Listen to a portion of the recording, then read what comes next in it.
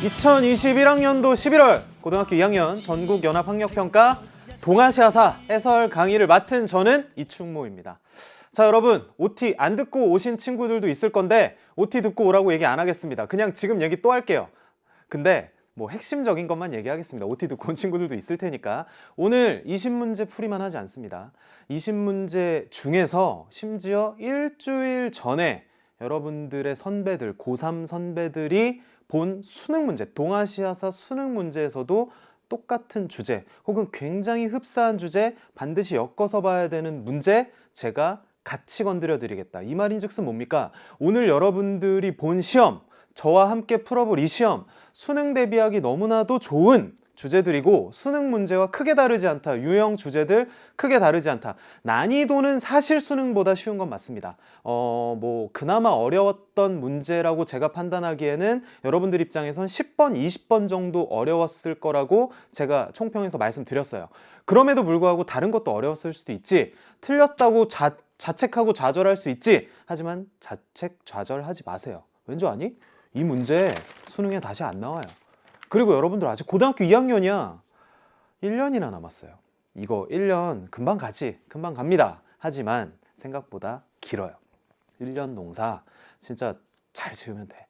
동아시아사, 그리고 생각보다 여러분들을 정직하게 배신하지 않는 방향으로 수능에서 결국은 웃음 짓게 만들어줄 수 있는 과목이라고 생각합니다. 꼬지 않습니다.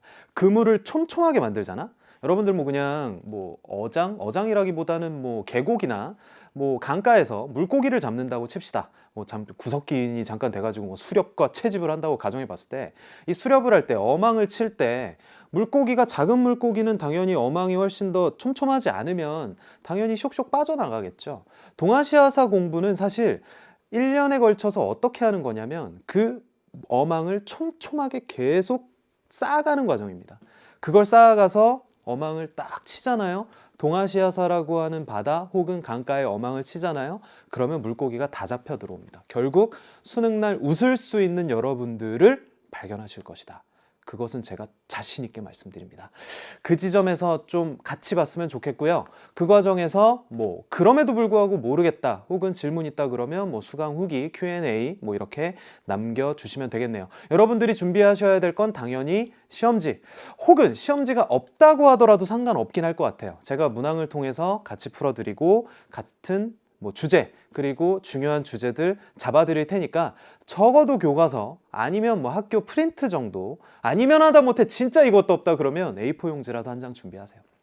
중요한 주제가 뭔지 보시면 되고, 그리고 제가 총평에서 말씀드렸지만 학습 자료실에 제가 자료도 올려놨습니다. 오늘 1번부터 20번 주제가 어디에서 출제됐는지 쭉 보시고요. 이 주제가 수능에도 언제든지 나올 수 있다는 거, 틀린 부분 다시 한번 잡고 가자는 거, 이렇게 보시면 되겠습니다. 그러면 이제 1번부터 봅시다. 자, 동아시아사 1번 문제는 항상 여지없이 이런 신석기 문화 혹은 청동기 문화, 이른바 과거에 어떤 유물 유적이 어느 지역에서 있었는지를 묻는 문제가 가장 많이 출제됩니다. 1번, 밑줄 친 이 지역을 지도에서 옳게 고른 것이랍니다. 이 지역, 바로 여기 지금 노란색으로 표시되어 있는 이 지역을 찾으면 되는데, 지금 뭐 뿅뿅뿅뿅년 뿅월 뿅일 이렇게 나와 있고 키워드 중심으로 제가 체크해 드릴 테니까 여러분들 시험지가 있으면요, 제가 체크하는 키워드들은 혹시라도 여러분들이 체크한 키워드와 다를 수 있거든. 그러면 여러분들은 어떻게 해야겠니? 다른 색깔 펜으로 체크하셔야겠지. 아, 이 충모는 이걸 키워드로 봤구나. 아, 나는 이걸 키워드로 봤는데 좀 다르구나. 혹은 이것도 키워드였어? 할 수 있는 거지. 무슨 말인지 알죠? 그러니까 제가 표시하는 것들은 가급적 그대로 표시하시되 다른 색깔 펜으로 헷갈리지 않게, 나중에 혹시라도 여러분들이 이걸 그대로 복습할 때 언제든지 이게 이거였지 볼 수 있도록. 이해가시죠? 자, 그럼 보겠습니다. 오늘은 시안 반포박물관에 다녀왔다. 키워드 아닙니다. 박물관 키워드 아니야. 이렇게까지 내가 다 얘기 안 할게. 집중하세요. 졸릴까봐 내가 한번 얘기해 봤고요. 자, 나왔습니다. 채도 키워드입니다. 채색을 한 도자기란 뜻이야. 근데 당연히 시험지가 흑백인쇄로 되어 있으니까 채색을 했는지 안 했는지는 잘 알 수 없지. 하지만 채도 키워드고요. 간석기 어느 시대입니까? 신석기 시대잖아. 이건 사실 한국사 시간에 배웠죠. 그쵸? 알고 있습니다. 여러분들 다양한 유물들이 전시되어 있었다. 이를 통해 핵심 키워드 양사호 문화. 양사화 문화가 발달했던 이 지역의 신석기 시대 생활 모습을 알 수 있다. 그리고 사실 키워드가 하나 더 있어 얘들아. 이것도 키워드입니다. 톡이죠. 양사화 문화의 톡입니다. 그러니까 양사화 문화의 톡이 지금 이렇게 키워드 나왔고 이게 채도예요, 여러분들. 그러니까 결국 이걸 이렇게 설명한 겁니다. 박물관에 간 거니까. 근데 이 지역 양사화 문화 여러분들 바로 떠올리셔야 돼. 사실 아는 사람 많을 겁니다. 이거 어디예요? 무슨 강? 중국의 황허강 유역이죠. 그리고 황허강 유역에서도 중류, 하류, 중류. 자, 그러면 이제 지도에서 황허강 중류를 찾아봅시다. 여러분들 가나다라마가 있네요. 어디예요? 황허강. 일단 황허강은 여기입니다. 심지어 이게 쉬운 문제인 게 뭐냐면 황허강 하류 지역에도 신석기 시대 때 다원커 문화라고 있었던 거 아니? 토기도 알아야 되는데 그건 근데 심지어 나오지 않았잖아. 그렇기 때문에 이게 황허강 중류 지역에 있었던 양사화 문화구나. 이걸 알면 되는 문제입니다. 뭔 말인지 알겠죠? 그렇게 하시면 되고 요 강은 뭐니? 이거 무슨 강? 바로 떠올려야 돼. 안 떠오르면 지금 제가 얘기하는 거 그대로 기억하세요. 랴오어강. 랴오어강 여기는 무슨 강? 창장강. 그리고 이거는 뭐 한반도, 여긴 일본. 그리고 기타 문화들은 뭐 랴오어강의 홍산 문화, 랴훈 이렇게 그리고 되고 창장강 하류 지역은 또 허무두 문화. 참 허무하다. 뭐 이런 거 제가 이 진짜 주접을 떨었다고 하는 표현이 뭐 맞는지 모르겠는데 제 강의 수능 개념 강의 1강에서 나름 좀 진짜 잔망을 떨었으니까 와서 보시면 더더욱 저의 그 말 같지도 않은 잔망을 보실 수 있다. 1번 열도 어쨌든 답은 나였습니다. 1번 끝났고요. 자, 이제 2번입니다. 밑줄 친 그가 추진한 정책으로 옳은 것은 이라고 나와 있네요. 그가 누군지 한번 볼게요. 가 승상과 어사에게 말하기를 한왕이 땅과 옥새를 바치며 신하가 되기를 청했으나 조위와 합종하여 우리를 배반하게. 뭔 말인지 솔직히 하나도 모르겠죠. 어려운 단어들이 많잖아. 무슨 합종 막 이건 사실 역사 용어예요. 막 합해서 했단 이야기야. 어떻게 보면 동아시아사를 잘하기 위해서는 이제는 좀 독해력도 필요하긴 합니다. 근데 여러분들이 독해력이 부족할 수 있지. 근데도 괜찮아. 왜냐면 키워드들만 제대로 확실하게 알아도 그리고 글만 조금 읽어낼 수 있어도 충분히 수능에서 고득점을 받을 수 있기 때문이에요. 선생님 저 국어 비문학 뭐 이거 잘 못해요. 저 이거 동아시아사 안 할래요. 아니야. 가지마. 끄지마. 지금 오른쪽 버튼 여기 지금 마우스 가다 마는 거 내가 지금 붙잡아서 이렇게 안 돼요. 자, 그러면 여기 키워드 없어. 이거 보세요. 야, 이거는 사실 어떻게 보면 사극 많이 보신 분들은 알 건데 과인 이거 뭔지 아니? 막 임금님이 과인은 뭐 아니요 뭐 이런 거 있어요. 과인은 뭐 이거를 뭐 좋아하지 않소 뭐 이런 거. 뭐 스스로 본인을 이야기할 때 본인은 나는 그거랑 똑같은 겁니다. 근데 이거 이게 핵심이었습니다. 여기서 여러분들은 바로 눈치챘어야 됩니다. 처음 천안을 통일했다. 그리고 심지어 뭐까지 알아야 돼? 이제는 육국을 평정했다. 왜냐? 이 육국을 평정하여 천안을 처음 통일한 사람 이제 누굽니까? 뭐예요? 진의 시황제죠? 맞니? 진시황제는 있잖아. 언제나 출제를 기다리는 황제입니다. 언제나 출제를 기다리고 있는 사람이야. 왜 육국을 평정했어? 생각해보자. 진나라는 어디? 전국시대 때 하나의 나라였죠. 전국시대 때 잘 나가던 나라가 몇 개 있었어? 7개. 전국 칠홍이 있었다고. 그 중에 6개를 평정했다는 건 진 플러스 6이 7이었다는 거고 진이 나머지 6을 작살이란 표현을 써도 되는지 모르겠지만 없애버리고 박살내고 그리고 이제 통일했다는 겁니다. 이것도 어떻게 보면 키워드야. 전국 칠홍 중에 6 플러스 1이 진이고 이제 과인의 칭호에 대해 논의하도록 하라. 그래서 이 황제라는 표현을 사용하기 시작한 거잖아. 그래서 진의 시황제인 거죠. 그러면 진시황제의 정책 찾으시면 돼요. 고조선 멸망시켰다. 이거 누굴까요? 진시황제와 더불어 언제나 출제를 기다리고 있는 한의 무제입니다. 한 무제도 언제나 중요하니까 이거는 진시황제 한 무제 당연히 아셔야 되는 거고요. 수도를 대도로 옮겼다. 이거는 쿠빌라이 칸이죠. 원나라의 쿠빌라이 칸. 쿠빌라이 칸. 그대로 쓰겠습니다. 같이 따라서 쓰세요, 여러분. 자, 분서, 갱유, 단행. 이게 정답이네요. 분서, 책을 태우고. 갱유, 유학자들을 뭐 파 묻었다 이런 겁니다. 진시황제의 정책에 유학자들이 그렇게 반대를 많이 했나 봐. 그래서 책을 태우고 파 묻어버리는 아주 참 끔찍한 일이 일어났던 게 바로 진의 시황제 시기다라는 거. 3번의 난을 진압하였다. 이거는 좀 뒷부분에 있는데 일단 써놓기만 합시다. 청나라 때 강희제라고 있었습니다. 강희제. 오케이? 자, 그리고 정화의 함대를 파견하였다. 이 사람도 언제나 얼마든지 나올 수 있는 명나라의 누굴까요? 명나라의 영락제죠. 그대로 쓰세요. 이 황제도 언제나 수능을 출제되기를 기다리고 있고 심지어 요번 수능에 나왔습니다. 근데 영락제 문제가 요번에 여러분들 학평에 나오지 않았기 때문에 가져오진 않았죠. 자, 그러면 제가 아까 살짝 얘기했었죠. 이번 문제 뒤에 제가 뭘 얘기한다 그랬어? 올해 수능 얘기한다 그랬습니다. 자, 올해 수능이었습니다. 일주일 전에 여러분들 선배들이 봤던 수능 문제에 진시 황제가 그대로 나왔습니다. 어렵지 않습니다. 보세요. 가 인물에 대한 설명으로 옳은 것만을 보기 위해서 고르랍니다. 자, 지금 보시면 유물을 통해 본 동아시아사 이 화상석은 연태자의 부탁을 받은 선생님 이거 뭔 말인지 모르겠어요. 근데 잘 봐봐. 함양궁 이것도 뭔 말인지 모르겠어. 근데 가는 연을 공격하고 초와 제를 멸망시킴으로써 중국을 최초로 통일하였다. 이거 하나예요. 이거 하나인데 이거 누구야? 중국 최초로 통일했다. 그리고 나머지 나라들을 공격하고 멸망시켰다. 이거 뭐예요? 진해 시황제. 진해 시황제 설명 찾아보세요. 남비의 멸망? 여러분들 이거 한 무제예요. 헷갈리지 마세요. 한 무제. 이것이 수능 문제입니다. 불과 일주일 전에 봤던 수능 문제입니다. 그리고 분석행위 단행. 아까 나왔지. 아까 보이니? 지금 보면 분석행위를 단행하였다. 분석행위를 단행하였다. 진짜 토시 하나 안 바뀌고 똑같죠. 이렇게 나온다고요. 자신감 가지세요. 어렵지 않아요. 이거 맞고요. 화폐와 문자 통일. 뭔가 통일했다. 이거 다 뭐야? 진해 시황제. 맞잖아요. 알잖아요. 아시잖아. 근데 그나마 이게 굉장히 매력적인 오답선지였습니다. 제가 가르치는 학생 중에도 참 당혹스럽게도 이거를 헷갈려 했던 친구가 있었어요. 상앙은 진나라 사람이 맞긴 해. 근데 진나라 시황제보다 앞에 사람이야. 예전에 살았던 사람이라고. 그게 좀 헷갈리긴 했는데 이 니은 디귿이 너무 맞죠. 그래서 수능 문제 답도 니은 디귿이었습니다. 이렇게 푸는 거예요. 수능 하나 맞춘 거예요. 이거 맞춘 사람은. 어렵지 않죠? 쉬워요. 할 수 있습니다. 알겠습니까? 자, 2번 독 이렇게 끝냈고요. 자, 이제 여러분들 문제 3번으로 가겠습니다. 다시 학평 문제 3번입니다. 자, 문제 3번. 가왕조 시기에 동아시아 상황으로 오른 것은? 자, 이러한 문제 유형이 요새 가장 많이 등장하는 문제 유형입니다. 사이시기 문제 제가 총평해서 어려운 문제다. 20번 문제가 사이시기 문제였는데 어려웠을 것이다 얘기했지만 사이시기 문제는 작년 평가원에서 단 하나도 출제하지 않았다는 시그널을 줬거든. 물론 이제 여러분들이 고3이 된 이후에는 또 어떤 시그널이 나올지는 지켜봐야 하겠지. 하지만 이러한 형태의 문제가 사실 최근 평가원에서 빠짐없이 출제되고 있다. 가왕조시기 동아시아 상황. 이런 문제에 익숙해지셔야 됩니다. 자, 그럼 보면 너무나도 친절하게 효문제라고 하는 핵심 키워드를 여기에 제시해 주셨습니다. 그러니까 여러분들이 이거에 대해 얼마나 알고 있는지를 확인하는 수준이야. 선생님, 저 지금 요번 학평 50점 만점에 25점 맞았어요. 저 그냥 진짜 이거 내 머리가 문제가 있나 봐요. 포기할까? 아니요. 절대 아니야.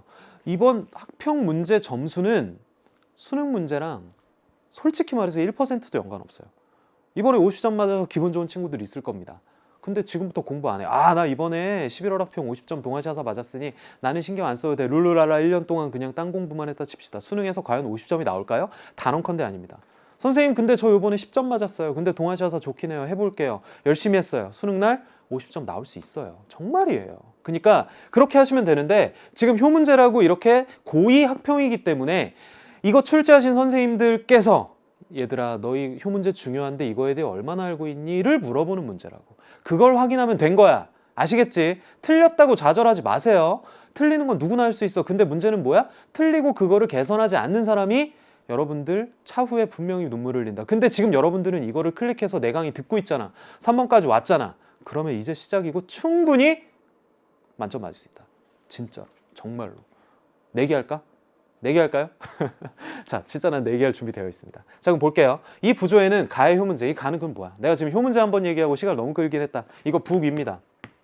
북위는 위진 남북조 때 북조에 있었던 나라인 거 좀 떠올려 주시면 좋겠어요. 자, 그러면 북이 왕조식입니다. 근데 여기 나와 있는 것들 있지. 효문제에 대한 설명. 그는 수도를 뤄양으로 옮기고 조정에서 선비족의 언어와 복식을 금지하였고 한족의 풍습을 적극적으로 받아들였다. 이것도 언제나 나올 수 있고 심지어 이 효문제가 이거 수능에도 이거 나왔어요. 그러니까 이거 다음에 보여주긴 할 거야. 근데 어쨌든 간에 정답을 찾아봅시다. 이게 북위가 있을 때는 위진 남북조 시대라 그랬지. 1번 고려가 강동 육주를 확보했다. 여러분들 중국에 위진 남북조가 있을 때 고려가 있지 않았습니다. 그러니까 사실 요 정답부터 보여줄게. 정답 찾는 게 너무 쉽긴 했어요. 고구려가 중국의 남북조라고 아예 딱 제시해줬기 때문에 선생님 이 문제는 쉽게 맞췄네요. 하지만 이 문제 난 너무 좋다고 생각하는 이유가 뭐냐면 나머지 선택지들이 굉장히 매력적이고 이걸 아는 게 중요하기 때문이죠. 고려가 강동육주를 확보한 거 이거 거란과 고려의 관계, 서희와 소손령의 관계잖아. 일단은 10세기에 있었던 일이다 써두시고요. 탕구트족이 서하를 건국하였다. 이거 역시 이거는 비슷한 시기긴 합니다. 11세기라고 일단 써둡시다. 왜가 백강전투에서 패배하였다. 이거 당나라랑 왜가 싸워서 이런 일이 일어났단 말이지. 물론 신라도 껴있긴 했지만 당나라가 있을 때는 왜와 싸울 때는 7세기 663년이 백강전투입니다. 자, 그리고 4번 쩐왕조 몽골국인의 침입을 격퇴하였다. 와, 쩐다. 이렇게 외우면 된다고 분명히 학교 선생님도 얘기하셨을걸? 자, 어쨌든 간에 쩐왕조가 몽골군의 침입을 격퇴하였다. 이거는 한참 뒤 1200년대이기 때문에 전혀 정답이 될 수 없습니다. 13세기. 자, 그리고 고구려가 중국의 남북조와 각각 외교관계를 맺었다. 이게 답이죠. 자, 근데 지금 여기서 끝내기엔 전 개인적으로 좀 아쉽죠. 자, 이게 제 교재에 있는 걸 그대로 갖고 왔습니다. 수능 개념 교재에 보면 제가 이걸 이렇게 쪼개놨습니다. 뭘 보면 되냐면 여기서 요것만 잠깐 보세요. 지금 요 4세기, 이거는 색깔로 할게요. 흰색이 같이 있으니까. 색깔로 보시면 4세기, 5세기, 6세기, 7세기 이렇게 있습니다. 그치? 4세기 때 지금 중국이랑 한반도랑 일본이 지금 이런 상태지. 4세기 때는 지금 중국에 56국이 있고요. 5세기쯤 됐을 때 이제 통일한 선비족의 부기가 이렇게 등장한다는 겁니다. 자, 그러면 이 남쪽에는 이쪽에 진이 남동쪽으로 가서 동진, 송제, 양진, 이것을 바로 무슨 시대라고 한다는 거야? 남북조 시대라고 한다는 거죠. 그렇기 때문에 지금 요 표만 보셔도 사실 이렇게 싹 여러분들 정리할 수 있다는 거 홍보예요. 자, 어쨌든 와서 보시면 언제든지 알 수 있다. 너무 티났나? 뭐 어쩌겠습니까? 자, 이제 4번으로 가겠습니다. 가 제국에 대한 설명으로 옳은 것은 이렇게 보겠습니다. 가의 칭기즈칸은 사막 너머 먼 곳에서 일어나 서와 금을 공격하고, 그러면 가 제국 사실 문제 푸는데 어려움은 없었을 거예요.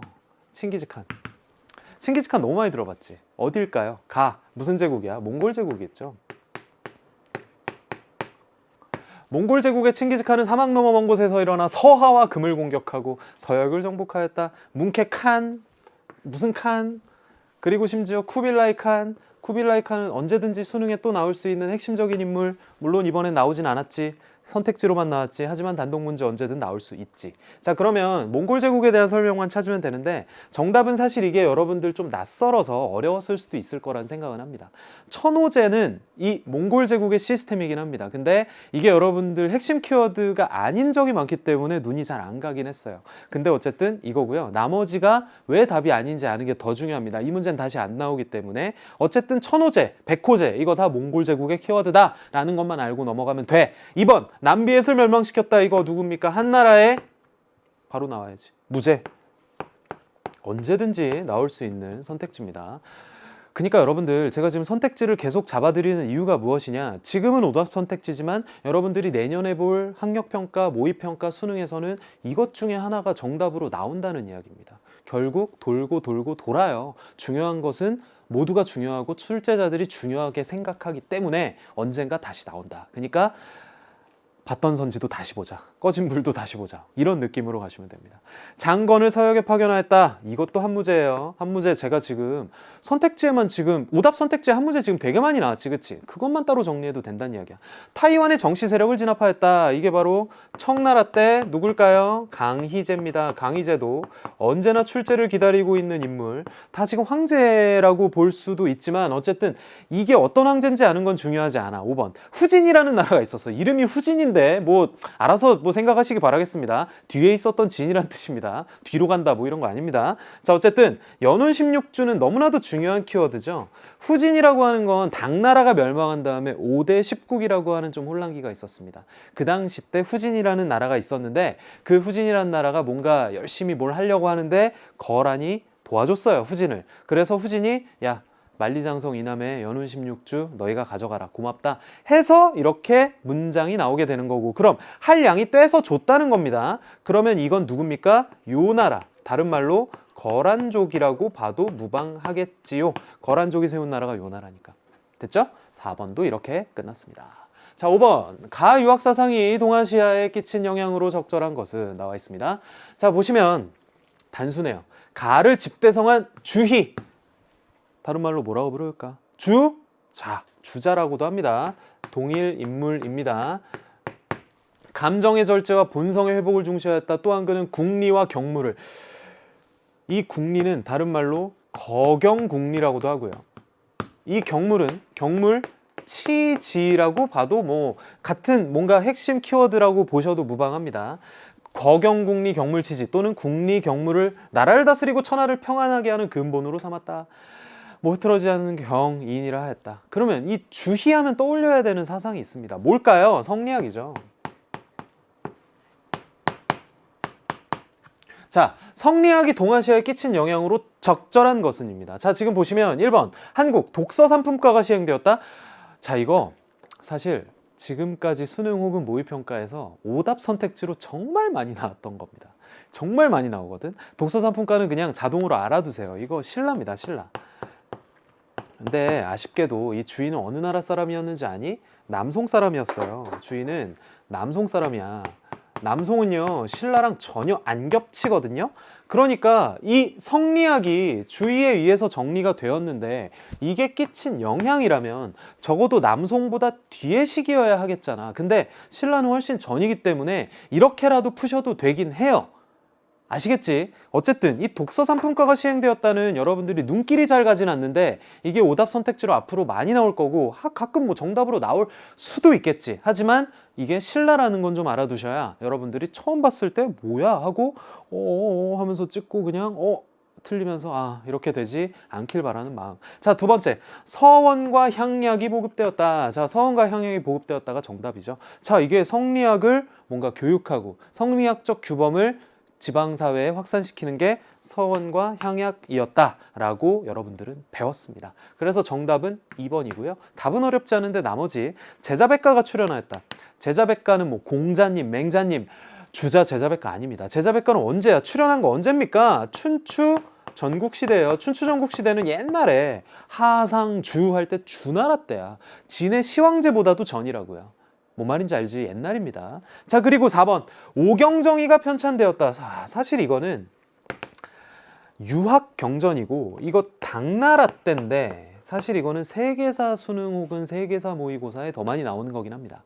그런데 이 오경정의가 편찬된 건 당나라고 이 유학을 집대성했다라고 하는데 여러분들 사실 유학과 성리학은 어떻게 보면 결이 비슷할 수도 있어요. 근데 주인은 나중에 이 유학 공자님이 말씀하신 거예요. 공자님은 요때 사람이야. 제자백가 요 춘추전국시대 사람이라고. 그러니까 요 공자님이 말씀하신 걸 주자가 나름대로 좀 더 성리학적으로 정리한 거, 주자의 성리학이 훨씬 더 각광받게 된 거지. 그렇기 때문에 이 당나라의 오경정의 편찬과 주자의 이 성리학, 남송의 성리학은 이게 시기도 다르고 살짝 결이 다르기 때문에 헷갈리면 안 됩니다. 이게 좀 여러분들 처음 보기 때문에 좀 당황스러웠긴 했을 거야. 자, 그리고 5번 다이카게신이 단행되었다. 사실 이 문제랑은 너무나도 생뚱맞은 내용이긴 하지만 이 선택지 자체도 굉장히 많이 나옵니다. 다이카게신 단행된 건 일단 일본 맞아요. 일본까진 맞아요. 근데 7세기고요. 645년, 다른 말로 7세기인데 이 다이카게신을 좀 더 구체적으로 얘기하자면 이 당나라의, 그 당시 중국에 있었던 당나라의 율령체제를 받아들이기 위한 노력이라고 생각하셔도 훨씬 더 나중에 도움이 된다. 다이카게신은 당나라 율령체제를 받아들이기 위한 노력이다. 이걸 알아두면 어디에 좋은지 아니? 다이카게신 딱 나오면 당나라 율령체제 받으려고 했는데 그때 중국에 당이 있었지? 이런 식으로 연결이 된다고요. 아, 그러면 같은 시기 때 뭐 신라도 있었을 것이고 뭐 이런 식으로 연결하면 동아시아가 머릿속에 쫙 지도가 그려지는 아주 놀라운 경험을 할 수 있게 된다. 자, 이렇게 5번 봤고요. 6번 가국가의 대외관계에 대한 설명으로 옳은 것은 가의 황제가 문성공주를 화번공주로 삼아. 자, 일단 키워드 왔습니다. 문성공주, 화번공주, 그리고 토번의 송첸칸포. 다 키워드예요. 다 키워드. 자, 문성공주라는 공주가 있었습니다. 여러분들이 아는 공주 다 얘기해 보세요. 들려? 백설공주요. 뭐 화번공주가 아니지. 피오나 공주요. 또 뭐 있어요? 또 뭐 수많은 공주님들이 있다, 그치? 무슨 뭐 원령공주? 원령공주가 왜 떠올랐지? 어쨌든 특정한 공주 아니면 저 여학생인데 뭐 뭐 그런 친구들 있잖아. 가끔 초등학생 때 보면 내 이름이 예를 들어 내가 뭐 여학생인데 충모라고 하면 충모공주 뭐 되게 별로네요. 자, 어쨌든 이 문성공주는 사람 이름이에요. 사람 이름이야. 근데 화본공주는 사람 이름이 아니야. 이거 아셔야 돼. 화본공주는 중국 역대 왕조에서 이민족, 그러니까 유목민족에게, 유목국가 혹은 유목민족에게 시집간 공주들을 통틀어서 화본공주라고 합니다. 그러니까 문성공주는 화본공주에 포함된다고 볼 수 있겠지. 이거 맞지? 제가 이거 수학 기호인데 제가 수학을 끊은 지 굉장히 오래되긴 했지만 맞을 거라 생각하겠습니다. 어쨌든 포함됩니다. 자, 그리고 그 당시 토번이란 나라가 있었어요. 토번의 송첸칸포가 그 당시 누구를 굉장히 괴롭혔냐면 중국의 당나라를 굉장히 괴롭혔습니다. 심지어 그 당시 당나라 태종이라고 하는 역사에서도 굉장히 칭송받는 인물입니다. 자, 그러면 지금 가는 누굴까요? 당입니다. 당이에요. 나머지 밑에는 사실 딱히 볼 게 없는데 여기서 수도 장안이라고 보시면 되죠. 장안은 지금의 시안이라고도 하는데 수도를 장안이라고 했던 나라, 수도 장안, 당나라가 대표적이죠. 그래서 가는 당입니다. 그러면 당의 대외관계에 대한 설명을 찾으시면 돼요. 송과 전현의 맹약을 체결하였다. 전현의 맹 너무 중요하지. 일단 요 나라입니다. 요 나라는 어느 족이 세웠습니까? 거란이죠. 자, 2번 정복지에 다루가치를 파견하였다. 이거는 원나라죠. 원나라는 무슨 족이 세웠니? 몽골족이죠. 같이 쓰세요. 3. 신라와 연합하여 백제를 멸망시켰다. 이거죠. 나당 동맹. 신라와 당이 동맹을 해서 백제 멸망시키고, 그 다음 아까 선택지로 나왔던 백강 전투로 왜를 또 무찌르고, 그리고 어디를 멸망시켜? 고구려를 멸망시키잖아요. 이렇게 연결하는 거예요. 그러니까 답은 3번입니다. 좋은 문제입니다. 굉장히 좋은 문제입니다. 쉽지만 좋은 문제입니다. 아, 선생님 저 틀렸는데요? 이제 안 틀리면 되잖아. 그치? 이제 안 틀리면 되는 거예요. 걱정하지 마세요. 4번, 5번. 왜 노구광에게 금이 날아사였다? 야, 이거 사실 답은 아닌데 굉장히 중요한 선택지 중에 하나입니다. 이거 너무나도 앞으로 많이 나올 겁니다.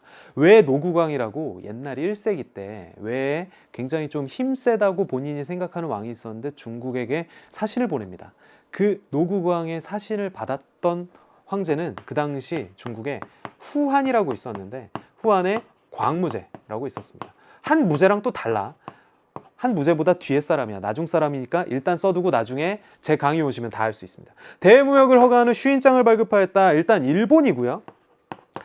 뭐 전국시대 때도 발급하였다는 이야기는 있긴 하지만 대표적으로는 에도 막부입니다. 됐죠? 자, 이렇게 6번도 끝났습니다. 자, 밑줄 친 전쟁이 7번이죠. 동아시아에 끼친 영향으로 적절한 것은 나와 있습니다. 아, 보자마자 갑자기 열받는 이름이 나왔습니다. 나만 열받았니? 일단 도요토미 히데요시. 잊을 수 없는 이름 아닙니까? 여러분들이 아는 일본인 몇 명 없을 겁니다. 저도 사실 고등학생 때 아는 일본인이 몇 명 없었어요. 딱 2명 있었어. 도요토미 히데요시, 이토 히로부미 끝. 지금 한 명 더 늘긴 했어. 뭐 아베 뭐 요 정도인데. 자, 어쨌든 간에 도요토미 히데요시가 전쟁을 일으켰대. 이거 뭐예요? 더 볼 것도 없어. 이순신 형님께서 진짜 했던 임진왜란 아닙니까? 임진왜란, 정유재란. 임진왜란을 일으켜 우리나라의 땅 중 17은 외적의 수중에 들어가고 말았다. 흉포한 외적이 쳐들어오자 이를 막지 못하고 여러 고을이 여지없이 무너졌다. 이로 인하여 임금이 한성을 버리고 의주로 피란하였으니 그 참담함이 어떠했는지 이루다 말할 수 없었다. 참담하죠. 자, 참담합니다. 아, 진짜 제가 도요토미 히데요시 무덤 간 얘기 하나 해줄까? 제가 진짜 도요토미 히데요시 무덤 갔다 왔거든. 일본 혼자 여행 가는 걸 예전에 굉장히 좋아했어요. 우연히 진짜 혼자서 일본 교토라고 하는 헤이안쿄라고도 불렸던 교토로 혼자 돌아다니는데 도요토미 히데요시가 한문으로 풍신수길이거든. 풍신수길, 성이 풍이 들어가. 그 풍년이 왔네 할 때 그 풍이에요. 근데 풍국묘라는 이따만한 그 비석이 있는 거야. 그래가지고 뭐야 이러면서 풍국묘? 설마 도요토미 히데요시묘? 근데 심지어 내가 그 직전에 뭘 보고 왔는지 아니? 도요토미 히데요시 신사를 갔다 왔어요. 신으로 모신 거 갔다 왔는데 또 심지어 도요토미 히데요시 신사 앞에 뭐 있는 줄 알아요? 조선인들의 귀무덤, 코무덤이 있습니다. 임진왜란 때 도요토미 히데요시 명령받고 조선으로 쳐들어왔던 외장들이 자기가 얼마나 사람을 죽였는지를 도요토미 히데요시에게 보고하기 위해서 민간인, 뭐 군인 가리지 않고 코를 베고 귀를 베어가지고 그거를 소금에 절여가지고 도요토미 히데요시에게 직접 보내서 보고했다는 거 아닙니까? 왜? 목을 자르면 좀 잔인하긴 한데 미안해. 목을 자르면 무겁잖아, 그치? 가볍고 확실한 방법이죠. 야. 근데 그게 현재 도요토미 히데요시 신사 앞에 이따만하게 있습니다. 와, 나 그때 진짜 정말 만감이 교차하고 그냥 분노와 뭔가 그 슬픔의 감정으로 올라가다 도요토미 히데요시 무덤을 내가 발견했잖아. 물론 내가 처음 발견한 건 아니죠. 산을 막 이렇게 올라갔어. 진짜. 아유, 진짜 그때 생각하면 또 그때 사람이 나밖에 없었어서 진짜 정말 이 진짜 이 무덤에다가 내가 진짜 정말 나쁜 짓을 한번 좀 뭐 진짜 할까 하다 그래도 내가 사람이 그래도 예의를 갖춰야지 하면서 그냥 속으로만 참 많은 이야기를 하고 왔었습니다. 자, 근데 임진왜란이 동아시아에 끼친 영향 언제든지 나올 수 있어요. 사실 이거 조선에서 삼포왜란이 일어났다, 이거 헷갈렸을 수도 있습니다. 이거는 그냥 연도를 일단 써둘게요. 1510년이고 16세기 초죠.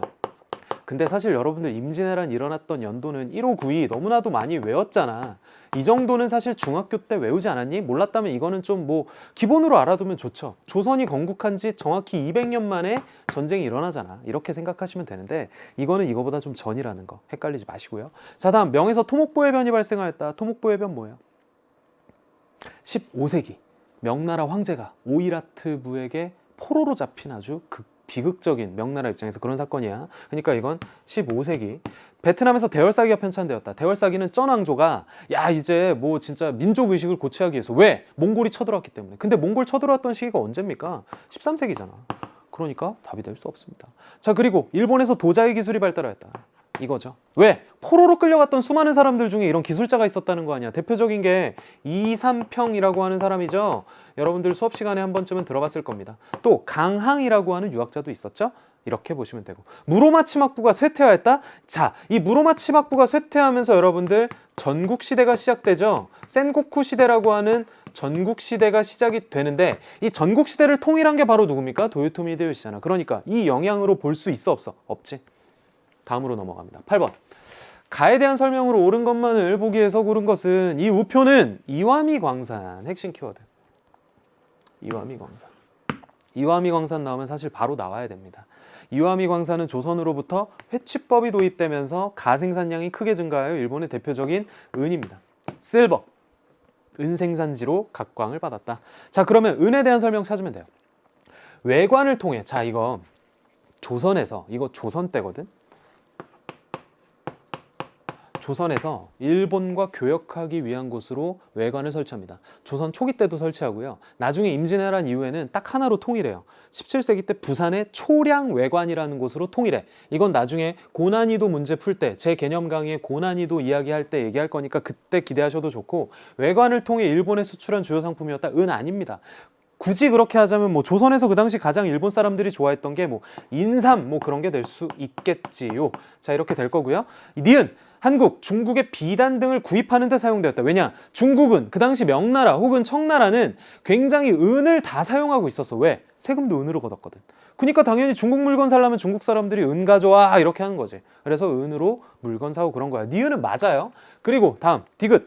중국 일조 편법에서 세금 납부에 이용되었다. 여러분들 일조 편법은 이거 어느 나라의 세금 제도였니? 일단 명나라 때 시작한, 장거정이 시작한 세금 제도고요.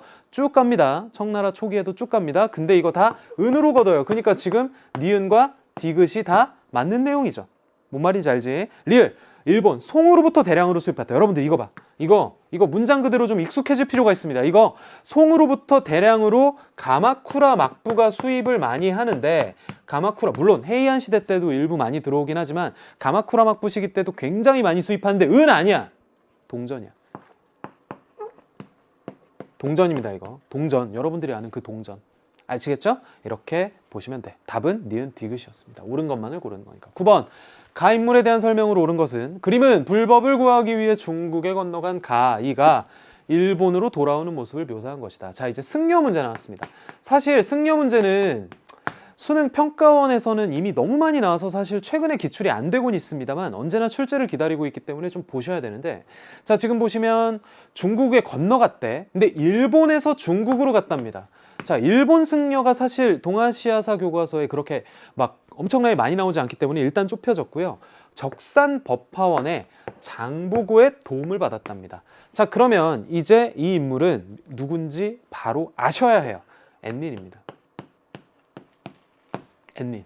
엔린 몇 세기인지 아니? 9세기입니다. 그리고 엔린은 당나라, 이때 중국에 당나라가 있었어요. 이 중국이 당입니다.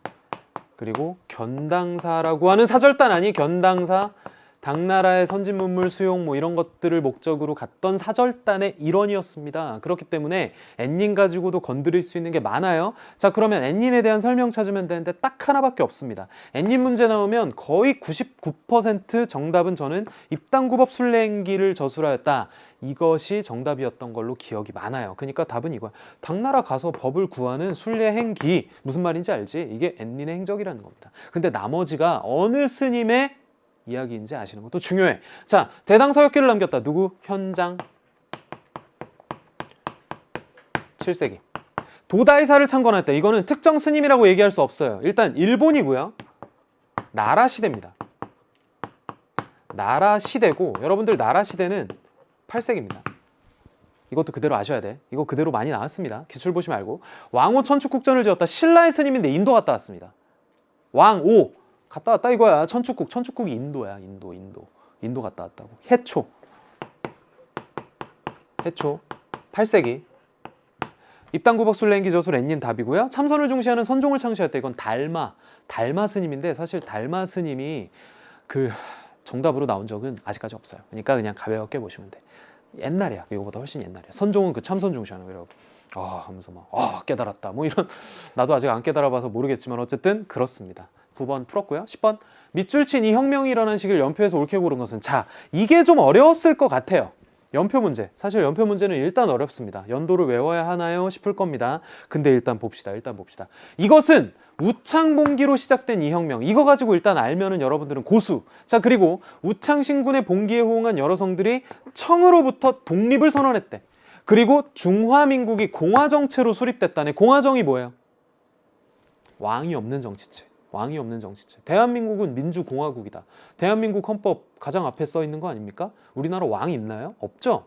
그러니까 공화정체 중화민국. 그리고 이 우창신군의 봉기로 시작된 혁명. 무슨 혁명? 신의 혁명. 몇 년? 이건 알아두면 좋아요. 왜냐? 이거 사실 진짜 신의 혁명 일어난 지 110주년인가요? 1911년이니까. 올해가 2021년이잖아. 그치? 근데 물론 이제 올해가 얼마 안 남았으니까 뭐 여러분들이 막 스트레스 받을 필요는 없는데 이게 또 나오진 않을까. 어쨌든 근데 신의 혁명 그래도 중요해요. 근데 이 신의 혁명 시기를 연표해서 옳게 고른 것은 이라고 할 수 있는데, 지금 여러분들 이거 보면 사실 진짜 맥락 없이 연도를 외워야 되나 라고 생각할 수도 있습니다. 일단 연도는 써주긴 할게. 청일수호조교 체결 71년이고 동학농민운동 94년에 시작했죠. 흠정헌법 대강 발표가 1908년이고 워싱턴회의 개최 21년, 만주국 수립 31년, 그리고 만주국 수립이 32년이죠. 태평양 전쟁 발발 1941년 이렇게 되어 있어요. 이거 이렇게 외워서 풀면 당연히 나가 되긴 하는데 맥락이 중요하지. 여러분들 교과서 잘 봐봐. 여러분들 동아시아사 수능 준비할 때 최종적으로 사실 계속 봐야 되는 게 교과서거든요. 그 교과서에 보면 제가 심지어 우리 학교에서 쓰는 이른바 치읓 교과서를 내가 이거 촬영하기 전에 보고 왔는데 어떻게 나와 있냐면 요 맥락이 서술되어 있어요. 나가 아니죠. 심지어 정답은 내가 잘못 봤습니다. 이겁니다. 답은 단데 이 맥락이 서술되어 있습니다. 이 맥락이 서술되어 있어요. 어떻게 서술되어 있는지 아니? 흠정헌법 대강이 어느 맥락에서 등장해요? 중국에서 여러분들 청나라가 망하기 직전에 신정이라고 하는 거랍니다. 야, 우리 진짜 이러다 망하겠다. 정말 새롭게 개혁하자 라고 하면서 헌법을 만들자는 수많은 사람들의 요구에 의해서 헌법에 어느 정도 구색을 갖춘 걸 발표합니다. 이게 흠정헌법 대강이야. 청나라에서 한 거야. 근데 이게 신통치 않은 거야. 그래서 야, 청나라 없애야 돼 라는 사람들이 훨씬 더 힘을 얻었고, 이러한 운동 속에서 결국 신의 혁명이 기폭제가 되어서 결국 청나라가 멸망한다. 이런 맥락으로 서술되어 있어요. 그러니까 흠정헌법 대강과 신의 혁명은 사실 별개의 사건이라고 보긴 애매한 거야. 이런 맥락을 이해할 줄 아셔야 돼. 다짜고짜 이렇게 숫자 외워서 풀면 당장은 편할 수 있지만 이 문제만 해결이 되지 나머지 문제, 비슷한 문제가 나왔을 때는 여지없이 무너지는 모습을 또 발견할 수 있다. 그러니까 여러분들이 이제 고3 공부 시작하는 입장이잖아요. 초장부터 연도 외우지 마세요. 절대로. 내 강의 안 들어도 되는데 이건 꼭 얘기해 주고 싶어요. 초장부터 연도 외우지 마세요. 맥락대로 깊이 공부하셔야지 처음부터 연도 외워버릇하면은 이게 계속 여러분들이 난관에 부닥쳤을 때 계속 난관에 또 부닥칠 수밖에 없습니다. 왜? 연도 외우면 까먹거든. 돌아서면 까먹잖아. 나만 그러니? 너희들도 그럴 거예요. 저도 그래요. 외워도 좀 안 보면 까먹잖아. 그러니까 근데 이런 암기를 나중에 하긴 하면 좋아. 이런 연도 암기하면 나중에 수능이 물론 얼마 안 남았거나 조금 공부가 진행됐을 때 하면 좋지만 암기를 지속시키는 건 뭐의 힘인 줄 아니? 이해의 힘이에요. 뼈대의 힘이에요. 그러니까 이 뼈대 이해를 잡고 이렇게 연도가 들어가야 이게 좀 더 구체적으로 심화적으로 공부하는 거지. 초장부터 선생님 이거 진짜 어려웠네요. 이제 외워야겠네요. 청일소호조교 써놓고 71년 1871년 아니라고. 이렇게 하는 거 아니야. 아시겠죠? 미리 맛만 보여드렸습니다. 이렇게 푸시면 됩니다. 자, 11번. 밑줄 친이 전쟁이 끼친 영향으로 가장 적절한 것은 나와 있습니다. 일본은 우리와의 외교관계 단절을 일방적으로 통보하였다. 그리고 리순에 있던 우리 함대를 기습 공격했다. 일본의 공격에 대한 무력 대응을 명령하였다. 일본이 지금 리순이 어딘지 알면 더 좋아. 더 좋아. 이거 좀 어려운 문제였을 수도 있지만 이것만 나올 수도 있어요. 사실 수능이었으면. 근데 여러분들 고2 학평이기 때문에 이것까지 나온 거야. 해설까지 해주신 거죠. 자료는 이 전쟁이 발발하자 니콜라이 2세가 발표한 포고문이다. 일본이 접전 끝에 랴오둥반도 일대를 점령하고 발트함대를 격파하자. 니콜라이 2세는 미국의 중재를 받아 일본과 포츠머스 조약을 체결하였다. 드디어 이 전쟁의 윤곽이 드러났습니다. 바로 러일 전쟁이죠. 러일 전쟁은 1904년부터 1905년까지 진행이 되었습니다. 자, 그러면 러일 전쟁이 끼친 영향 일단 답부터 보겠습니다. 한국 광복군이 창설되었다. 이것은 중일 전쟁이 끼친 영향입니다. 중일 전쟁은 1937년에 일어나죠. 자, 그리고 타이완이 일본에 할양되었다. 이거는 청일 전쟁의 결과 일본이 청나라가 가지고 있던 타이완을 가져가잖아. 청일 전쟁은 1894년에 일어나죠. 그리고 파리 강화회의가 개최되었다. 이건 무슨 전쟁 끝내는 회의야? 1차 세계대전이잖아. 그치? 1차 세계대전. 그리고 을사조약이 강제로 체결되었다. 이거죠. 이제 러시아까지 이긴 일본이 눈치 보지 않고 대한제국을 보호국으로 만드는 첫 번째 발판이라고 봐도 무방한 외교권을 뺏는 을사조약이 강제로 체결된다. 이 영향, 을사조약이라는 거 아시면 좋죠. 중화인민공화국이 수립되었다. 이거는 국공내전이죠. 국공내전은 1946년부터 49년까지입니다. 이렇게 보시면 되고, 자, 사실 이제 러일 전쟁은 제가 아까 살짝 얘기했지. 이것만 나올 수 있어요, 수능에. 리순을 기습 공격했다. 이걸로도 그냥 끝내버리는 그냥 어려운 문제가 나올 수 있다고. 그래서 제가 자료 하나 갖고 왔는데 제 교재에 보면 이게 있어요. 지금 러일 전쟁 가지고 포츠머스 조약 전문을 이렇게 수록해놨고, 지금 보시면 리순이 어디에 있고, 일본 리순 공격, 일본 제물코 공격, 동해전, 봉천 전투. 근데 이게 사실 가장 중요한 키워드긴 합니다. 이게 심지어 교과서에도 다 있어요. 눈여겨보시라고. 그리고 심지어 포츠머스 조약도 이제 눈여겨봐야 돼. 왜? 최근 수능에서 21개조라고 하는 것의 구체적인 내용을 물어보는 문제가 등장했거든. 교과서에 공통적으로 나오는 조약들은 눈여겨보실 필요가 있고 제가 강의에서 다 녹여낼 예정이다. 자, 이제 12번. 가조약에 대한 설명으로 옳은 것은 이라고 나와 있네요. 자, 이 메달은 영국이 청과의 전쟁, 이미 핵심 키워드 좀 나온 것 같고요. 승리했대. 영국이 이겼다는 얘기죠. 기념하기에 제작됐고, 청이 이거 나왔다. 아편 단속.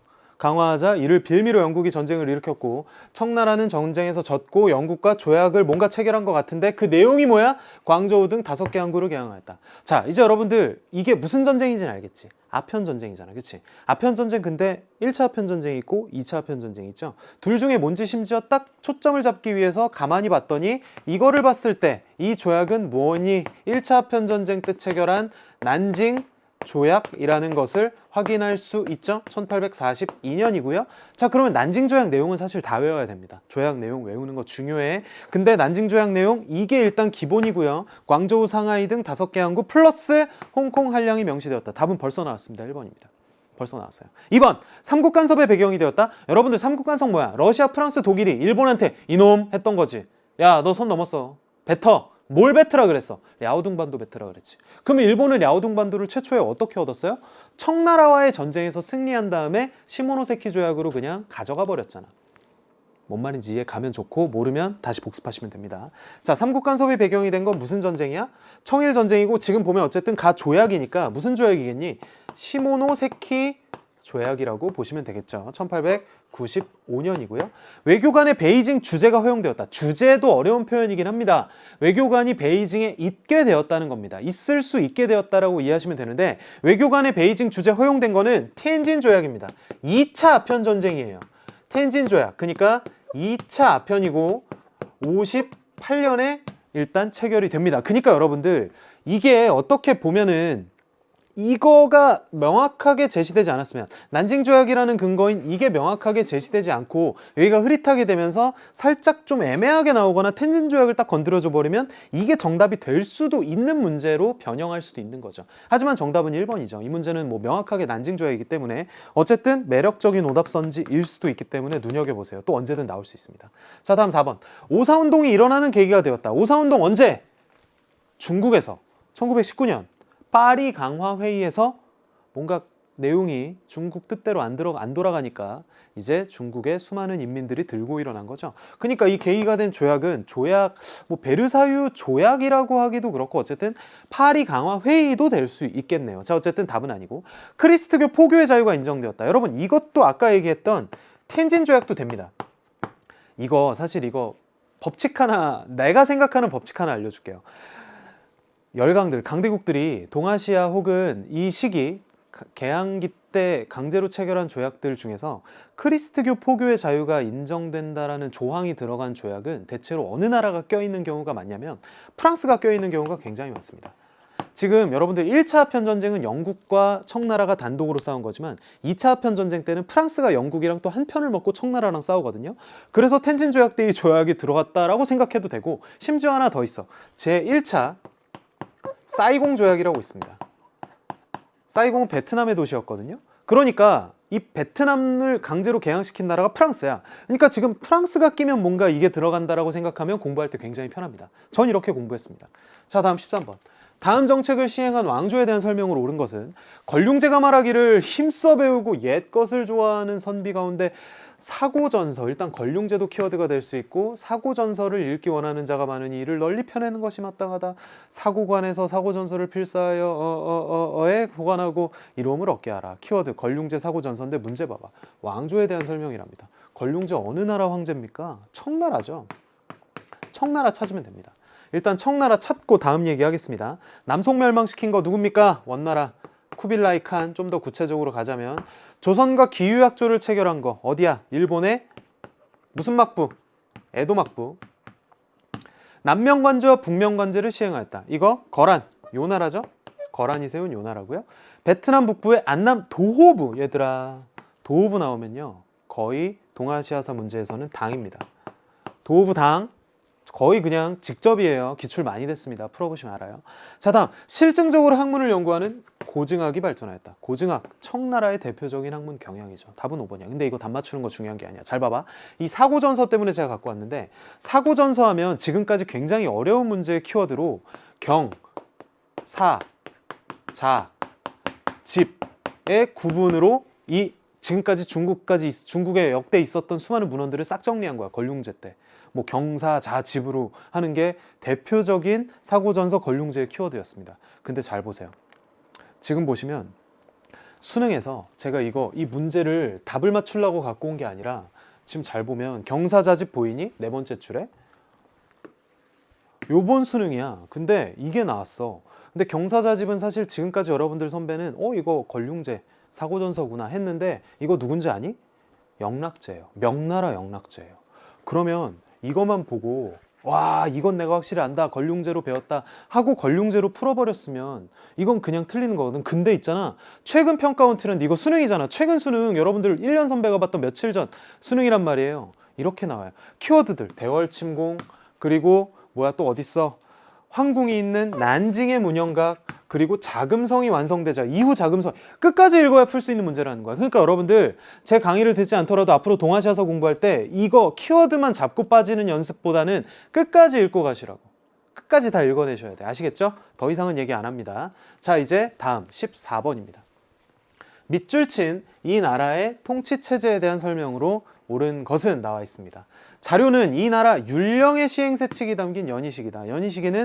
연희식에는 이 나라의 행정을 담당하는 태정관과 팔성의 운영을 위한 세부적인 규정들이 들어가 있다. 사실 이거 제가 갖고 오지도 않았는데 이거 요번 수능에 그대로 나왔어요. 심지어 이번 수능 일본 율령 물어본 거 똑같았고요. 정답은 이관 팔성을 실시하였다 했습니다. 근데 지금 보면 8이야. 이거 그러면 이 나라 어디예요? 일본이에요. 너무 당연하고 많이 나와서 갖고 오지 않았는데 이것도 이번 수능에 그대로 나온 문제나 다름없습니다. 다를 게 없어요. 1번 보시면 1번 찾으면 돼. 골품제 운영한 거 신라고요. 신기관 설치했다. 신기관 태정관이 2관이잖아. 그래서 2관 팔성이잖아. 답 2번이에요. 주자감 설립한 거 어딥니까? 이것도 굉장히 지금까지 많이 나온 선택지입니다. 발해. 별무반 편성 이거는 사실 한국사에 더 많이 나오긴 한다. 윤관. 고려. 5번 맹한 모국제를 시행하였다. 금이죠. 그러니까 이 일본 율령도 언제나 나올 수 있다는 거 눈여겨보시길 바랍니다. 15번 밑줄 친 이 시기의 동아시아에서 볼 수 있는 모습으로 적절하지 않은 것은 나와 있는데 작품은 이 시기 서민뿐 아니라 양반들에게도 인기를 끌었던 판소리의 공연. 탈춤, 판소리 이거 언제야? 지금 굳이 이 양반들에게 인기를 끌었던 탈소리란다. 판소리 탈춤 있지. 이거 조선 후기잖아. 그쵸? 조선 후기 때 이게 유행했는데 비슷한 시기 때 동아시아의 서민 문화가 굉장히 유행하잖아요. 서민 문화. 그러면 이게 뭔지 몰라도 됩니다. 근데 이 시기 동아시아에 볼 수 있는 모습으로 적절하지 않은 거. 이 조선 후기가 있었던 시기. 조선이 요 시기 때 동아시아의 뭐 청나라, 뭐 명나라, 일본은 뭐 에도 막부 이때 서민 문화 아닌 거 찾으시면 되는 거예요. 잘 보세요. 5번이죠. 다이오 율령 반포 이거 8세기 701년입니다. 너무 옛날이야. 근데 잘 봐봐. 경극, 홍길동전, 우키요의 데라코야 다 요때 키워드. 그리고 더 놀라운 거 다음 문제 볼까요? 이거 요번 수능 가에 들어갈 내용으로 가장 적절한 것은 수행평가 계획서. 동아시아 각국에서 발전한 뿅뿅 문화의 특징을 이해한다. 춘향전, 홍길동전 아까 얘기했지. 홍길동전 나오지 않았나? 잠깐 지금 판소리 탈춤이구나. 어쨌든 판소리 탈춤 안 나왔어도 가부키의 대중화. 지금 보면 요 똑같아. 서민문화 물어보는 거야. 중국 이 당시 서민문화 뭐였냐 이거야. 우키요의 발달 이거 일본이고 난학의 발전 이것도 일본이고 판소리의 유행 방금 얘기했지. 이거 조선이죠. 양반층 탈춤 판소리 탈춤 방금 그대로 나와버리잖아. 이거 수능이라고요. 다음 5번 경극의 성행 중국. 알겠지? 이렇게 나온다고. 답이에요. 맞춘 거예요. 수능 한 문제 맞춘 거야. 이렇게 푸시는 거 아시겠죠? 어렵지 않아요. 어렵지 않아. 16번 가 도시에서 있었던 사실로 옳은 것은 나와 있습니다. 이 지도에는 가에 설치된 공공 조계, 프랑스 조계가 표시되어 있다. 개항 이후 조계는 쉽게 말해서 뭐냐면 서양 열강들, 뭐 혹은 뭐 일본도 될 수 있지만 강한 나라가 그 불평등 조약을 강요한 약한 나라의 땅을 사실상 뺏은 거나 다름없는데 빌린 땅이라고 보시면 됩니다. 조개, 와이탄을 중심으로 가에는 서양식 건축물이 들어서 있고 이거 영국 상인이 신보를 창간하는 등 다양한 변화가 나타났다. 이거는 어디입니까? 상하이입니다. 이것도 굉장히 좋은 문제예요. 도시 문제 언제든 나올 수 있고 상하이는 너무나도 많은 팩트들이 얽혀 있습니다. 진짜 동아시아사에 너무나도 많이 나와. 근데 정답은 뭐야? 5번 윤봉길의 훈커우공원 의거가 일어났다. 여러분 이거는요. 여러분들 1년 선배 6월 모의평가에 심지어 훈커우공원 의거를 물어보는 훈커우공원 의거를 가지고 물어보는 문제가 심지어 있었습니다. 이런 식으로 다 연결이 돼요. 다 연결이 돼. 1번 경인선 개통된 거. 서울에서 인천 뭐 제물포라고도 하지. 그러니까 지금 상하이는 아니잖아. 그치? 근데 상하이는 얘들아 중국 최초의 철도가 개통된 곳이기도 합니다. 자 그리고 경사대학 땅이 세워졌다. 이거 중국이긴 한데 중국의 베이징이죠.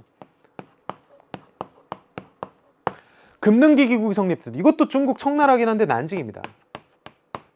아주아치네가 창립되었다. 이거 일본의 도쿄입니다. 언제든 또 나올 수 있습니다. 훈코우공원 일과가 일어났다. 상하이. 그래서 정답은 5번. 17번. 밑줄친이 막부시기 동아시아의 경제 상황으로 오른 것은 이렇게 나와 있습니다. 대지마 속 서양 문화라고 나와 있는데 일단 대지마 이거 해석해보자. 이거 배운 사람 알 거야. 대지마 인공섬. 그리고 대지마 하면 동아시아에 나오는 건 동아시아사에 나오는 건 대표적인 거 어딜까요? 바로 나가사키겠죠. 자, 이 막부가 조성한 대지마에서 일본인과 교류했던 네덜란드인의 생활상을 그린 작품들을 모아 전시회를 개최합니다. 네덜란드, 일본, 나가사키죠.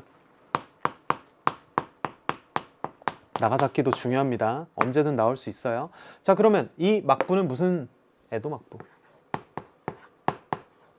에도는 지금의 일본 수도 도쿄라고 봐도 무방합니다. 자, 지금 보시면 에도 막부 시기 경제 상황 보시면 청해진 설치, 청해진은 신라 삼국시대, 물론 통일신라 시대 때 설치됐지 청해진은. 신라는 근데 삼국시대 때부터 있었잖아. 균전제가 시행된 거는 부귀 때부터 위진남북조시 때 북위 때부터 뭐 당나라까지 수당 다 포함됩니다. 자, 그리고 왕안석이 신법을 추진하였다. 이거는 송이고요. 송나라고요. 조카마치가 발전하였다. 사실 이 문제는 그냥 일본의 에도막부 시기 때 어떤 상업 발전이 있었는지를 그냥 물어보는 문제입니다. 뭔가 형식 자체는 동아시아 전체를 물어보는 것 같지만 일본을 물어보는 어떻게 보면 쉬운 문제였다.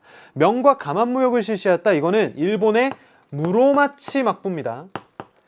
구체적으로 한 명만 더 씁시다. 무로마치 막부의 쇼군 중에 이 가만무역을 시작하기로 한, 어떻게 보면 시작하는데 굉장히 큰 영향을 준 쇼군이 있습니다. 막부의 최고 지도자 쇼군이라 있거든. 아시카가 요시미스라고 있으니까 기억난다면 맞다, 모르면 찾아가서 보시면 됩니다. 자, 이제 18번으로 갑니다. 밑줄 친 이 전쟁 중에 있었던 사실로 옳은 것은, 자, 이것도 굉장히 좋은 문제입니다. 굉장히 좋은 문제예요. 되게 무슨 어려운 형태를 띠고 있지만 사실 되게 단순합니다. 유엔군이 9월 15일에 강행했던 상륙작전 어디서 많이 들어봤네? 이 전쟁의 전환점이 되었다. 와, 메가더. 이분은 많이 들어봤다, 여러분. 그치? 메가더는 유엔군이 인천항을 탈환한 후, 뭐 이거 무슨 상륙작전이야? 와, 인천 상륙작전이잖아. 이거 무슨 전쟁? 이건 많이 들어봤잖아. 심지어 뭐 초등학교 때도 배웠을걸? 6.25 전쟁. 다른 말로 뭐 한국전쟁이라고도 하는데 교과서엔 6.25 전쟁이라고 나오죠. 자, 보시면 6.25 전쟁 중에 있었던 사실인데 일단 연도는 써놓긴 할게. 근데 여러분들 이거 연도 외우는 게 중요한 건 아니에요. 1950년부터 53년까지 있었고 이게 몇 년인지 이걸 외워서 푸는 문제가 아니야. 잘 봐봐. 6.25 전쟁이 일어났어. 북한이 남한을 침략했죠. 그리고 심지어 동아시아 국제전으로 비화됐지. 근데 사실 그 전에 미국은 일본을 핵폭탄 떨어뜨리고 미국이 군정 지배하고 있었잖아. 군사적으로 지배하고 있었잖아. 일본은 사실상 패전국으로서 그냥 이러고 있었잖아. 그리고 심지어 미국은 일본을 그렇게 계속 이렇게 하려고 했는데 지금 냉전이 심화되면서 공산주의와 뭐 자유주의 혹은 자본주의가 싸우기 시작하면서 이제 어떻게 분위기가 바뀌게 된 거야? 야, 이거 지금 어떻게 될지 모른다. 일본이라도 어떻게든 키워야 된다. 일본을 다시 국제사회에 복귀시켜야 된다. 라고 하면서 부랴부랴 6.25 전쟁이 일어나는 지 얼마 안 돼서 부랴부랴 미국이 샌프란시스코 강화조약을 체결하면서 일본을 국제사회에 복귀시켜주고 훨씬 더 반공 정책, 공산주의를 반대하는 정책을 강화하잖아요. 그 맥락에서 이렇게 풀면 되는 거예요. 물론 이거 51년이야. 선생님 53년이네요. 통킹만 사건 저 64년으로 배웠어요. 조선 의용대 창설 1938년입니다. 베트남 사회주의 공화국이 수립되었다. 1976년이죠. 일본이 중국에 21개 조약을 제시했다. 1915년이었나요? 뭐 이런 식으로 나올 수 있어요. 근데 이거 외우는 게 중요한 게 아니라고. 뭘 물어본 거야 결국? 이때 무슨 일이 있었는지. 숫자 가지고 푸는 거 아닙니다. 아시겠죠? 헷갈리지 마세요. 쫄지 마세요. 자, 다음 19번. 이게 이 19번이 뭐냐면 수능 19번이에요. 수능에 나왔어요. 수능에 나왔어. 잘 봐봐. 이것만 보면 돼. 저는 나를 조사했습니다. 인상 깊었던 것은 개최 시점이 6.25 전쟁 중이었다는 점과 회의 결과 일본이 주권을 회복하게 되었다는 점입니다. 이거 뭐야? 방금 우리 선택지로 봤던 샌프란시스코 강화조약 아닙니까? 그러면 나에 대한 설명만이라도 찾아보자. 자, 보면 디귿 리을에 한국과 중국의 참여를 배제하였다. 실헌법이 제정되는 결과를 초했다. 일단 이건 아니고 이건 맞아요. 그러니까 이거에 대해 물어보는 거야. 이렇게 나온다고 수능에. 어렵지 않아요? 자, 이제 우리 문제 19번. 자료를 활용한 탐구 활동으로 가장 적절한 것은 국민정부 정부의 전국의 동포 여러분, 어제 일본군이 다 나왔어. 루거우차오. 중국군을 공격하였고 현재까지 양쪽 군대는 계속 전투 중입니다. 일본은 침략 전쟁을 점차 확대하려고 합니다. 일본과 지금 중국이 루거우차오에서 맞부딪혔습니다. 이거 무슨 전쟁의 시작이야? 중일 전쟁의 시작이죠. 그리고 결국 그때까지 계속 사실상 싸우고 있었던 중국의 국민당과 공산당은 루거우차오 사건 이후에 제2차 국공합작으로 넘어가죠. 이건 그냥 그걸 물어보는 거예요. 이 사건 순서를 물어보는 겁니다. 이렇게 푸시는 거예요. 도이머이 정책의 성과를 조사한다? 이거는 베트남의 경제개발 정책 중에 하나고 86년부터고요. 55년 체제의 붕괴 과정? 이거는 일본의 정치사고요. 미일 화친 조약의 내용? 이거는 일본의 개항이죠. 전혀 상관없고요. 문화대혁명에 끼친 영향? 아닙니다. 답은 이거밖에 없습니다. 어렵지 않은 문제입니다. 마지막 20번. 가나 시기 사이에 있었던 사실. 이거 어려웠을 수도 있습니다. 자, 보면 가봐봐. 닉슨 대통령. 여러분들 동아시아사에서 닉슨 나오면 무조건 냉전의 완화와 연결이 있습니다. 닉슨 독트린이라고 같이 알면 더 좋고, 닉슨 독트린의 내용이 뭐냐면 쉽게 말하면 냉전, 미국과 소련이 으르렁거리면서 싸웠잖아. 냉전을 완화시킨다. 이 닉슨 독트린, 야, 미국 대통령이면 전 세계에서 진짜 거의 대빵나라잖아. 지금이나 옛날이나 굉장히 강력한 힘을 갖고 있는 사람이 미국 대통령이라고요. 근데 미국 대통령 닉슨이 이제 뭔가 미국이 너희들 막 공산주의랑 싸우는 거 옛날엔 다 도와줬는데 이제는 형 좀 힘들다, 이런 얘기한 거예요. 그러니까 니들이 알아서 해라, 뭐 이런 맥락이야. 그러니까 냉전이 완화된단 말이지. 그러니까 지금 닉슨 독트린 이후에 냉전이 완화되는 걸 찾으면 되는 거예요. 근데 잘 봐봐. 파리 평화협정이 체결됐다. 여러분들 이거 뭐예요? 베트남 전쟁에서 미국이 발 빼는 거죠. 나 이제 베트남에서 나간다. 나갔어요. 그리고 베트남 전쟁에 대해서 내가 구체적으로 설명하진 않을게, 지금 나오진 않았으니까.